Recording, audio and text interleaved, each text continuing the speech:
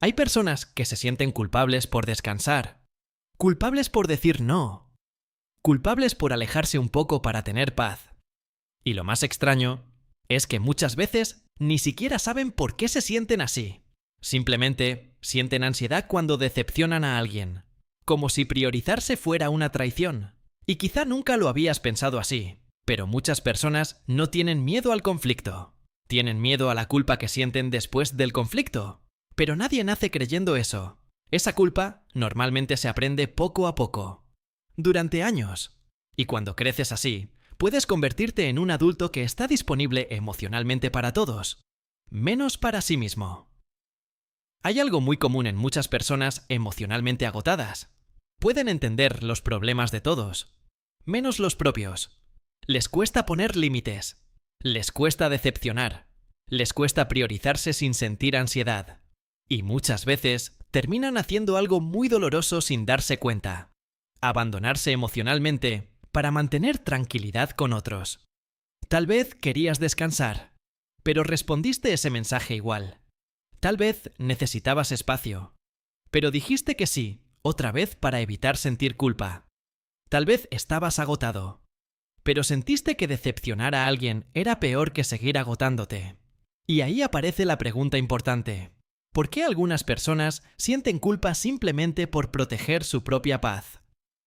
Hay algo que pocas personas entienden sobre crecer en entornos emocionalmente invalidantes. Y no siempre ocurre con gritos o violencia. A veces ocurre con frases pequeñas, repetidas durante años. No es para tanto. Deja de exagerar. Eres demasiado sensible. Yo a tu edad no me quejaba.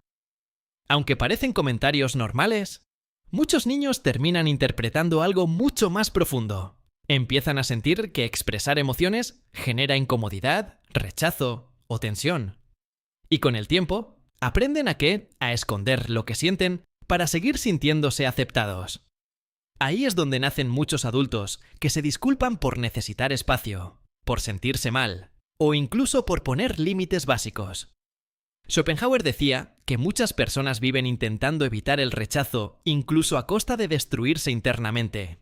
Y cuando creces buscando aprobación emocional constantemente, esa frase deja de sonar filosófica. Empieza a sentirse personal. Pero lo más peligroso no es lo que ocurrió en la infancia. Es el tipo de relación que puedes terminar construyendo contigo mismo después. Porque cuando alguien aprende a sobrevivir complaciendo emocionalmente a todos, muchas veces termina desconectándose lentamente de lo que realmente necesita. La mayoría cree que la culpa aparece solamente cuando haces algo malo, pero existe otra culpa mucho más silenciosa. La culpa que aparece cuando empiezas a cambiar dinámicas que llevaste toda la vida sosteniendo.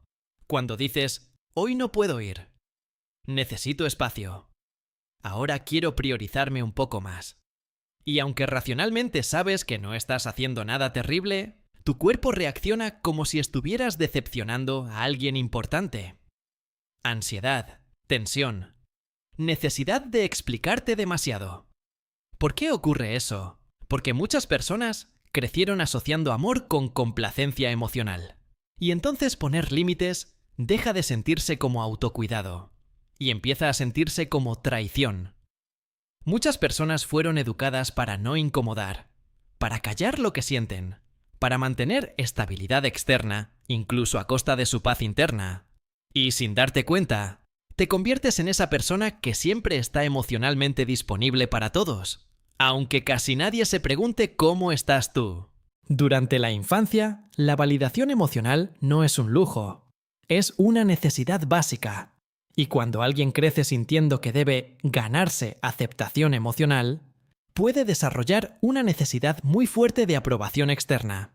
Por eso, algunas personas sienten ansiedad cuando alguien responde frío, o cuando perciben distancia emocional, o cuando sienten que decepcionaron a alguien, porque una parte de ellas sigue asociando aceptación con seguridad emocional.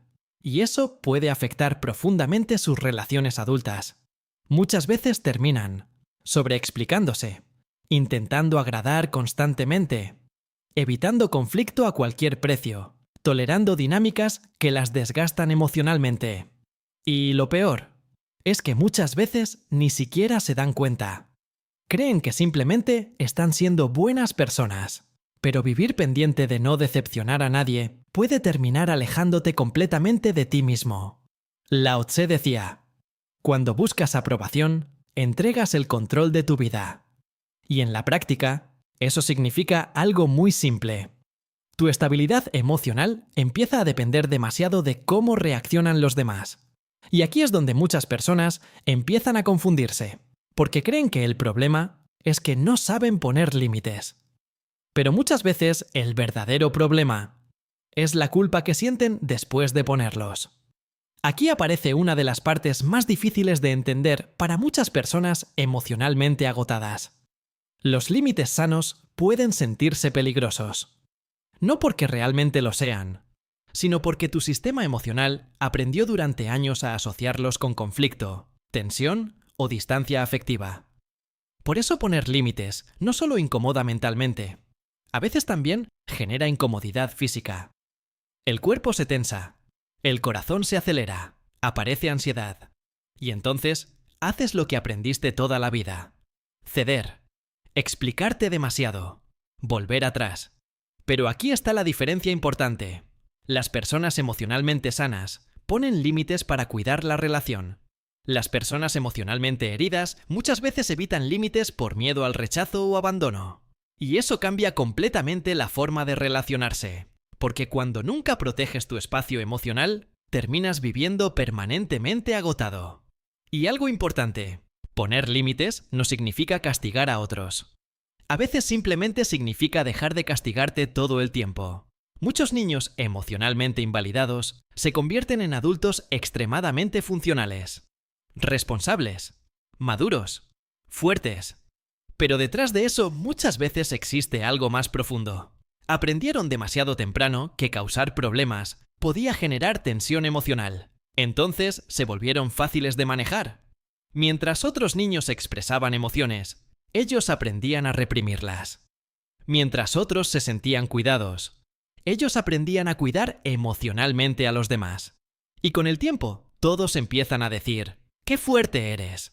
Pero casi nadie pregunta por qué sentiste que tenías que ser fuerte tan pronto. Y muchas personas pasan años pareciendo fuertes por fuera, mientras por dentro viven emocionalmente agotadas. Tal vez, durante años pensaste que poner límites te convertía en alguien frío, egoísta, desagradecido. Pero poner límites no significa dejar de amar. Muchas veces significa empezar a incluirte a ti también dentro de las personas que merecen cuidado, porque tu paz importa, tu agotamiento importa, tus emociones también merecen espacio. Y entender esto no significa vivir culpando a otros por todo lo que te pasó. También implica responsabilizarte de cómo quieres relacionarte contigo mismo a partir de ahora. Porque llega un momento donde sanar implica algo incómodo. Dejar de vivir únicamente para evitar decepcionar a los demás. Y quizá por primera vez empiezas a preguntarte algo incómodo. ¿Cuánta parte de tu vida has vivido intentando no decepcionar a otros, mientras te decepcionabas constantemente a ti mismo? Así que, si alguna parte de este video te hizo sentir identificado, escribe en comentarios: estoy aprendiendo a dejar la culpa atrás. Porque reconocer estos patrones ya es un paso enorme. Y si llegaste hasta aquí, quizá hoy entendiste algo importante. Proteger tu paz emocional no te convierte en una mala persona. Te convierte en alguien que finalmente está dejando de abandonarse a sí mismo.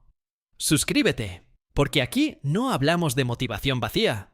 Hablamos de los patrones invisibles que moldean tu mente y de cómo recuperar tu estabilidad emocional sin seguir perdiéndote intentando sostener emocionalmente a todo el mundo.